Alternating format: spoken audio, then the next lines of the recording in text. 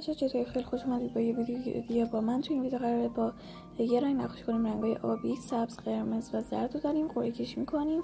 خب رنگ زرد بیرون اومد. هر چی زرد داریم رو میاریم. اول با مداد رنگی رو شروع می‌کنیم، بعد اکریلیک، آب رنگ، گوش و اینا رو میاریم. بچه‌ها من آب رنگم قرصیه و بیرون میاد. هر کار کردم این بیرون نیومد.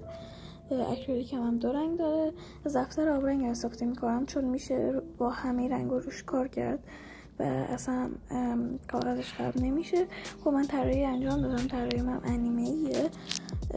با آب رنگ شروع میکنم به رنگ کردن موهاش و اون قسمت که ذره تیره شده بود و دست اومدم پخش کردم. بچه اینو میبینید اینطوری تیره است. اینو وقتی خشک بشه روشن میشه. میایم کار میکنیم اینطوری با آب رنگ روش.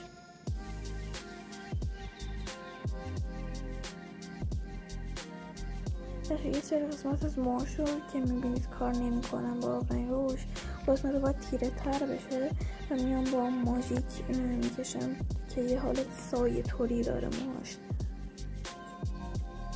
حالا با میام پوستش رو انجام میدم و برای پوستشون رنگ مو زرد و توی رنگای زردی رنگای پوست هم وجود داره. میام با رنگ پوستش صورتش رنگ میکنم، یه سری سایه هم میندازم. اون قسمتی که تو ماش خیلی تیره است بچه اون ابروهاشه. چشماش هم با ماژیک و مداد رنگی کار میکنم.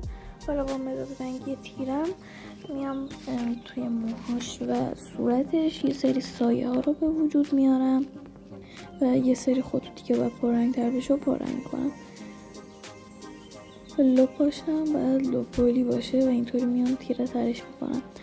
یه سری خطوط هم توی موهاش ایجاد میکنیم. اینطور لباسش که برای لباسش از لیمو استفاده میکنم و یک کراوات هم داره. امیدوارم از این ویدیو خوشتون اومده باشه. تا یه ویدیو دیگه با من. فعلا خداحافظ.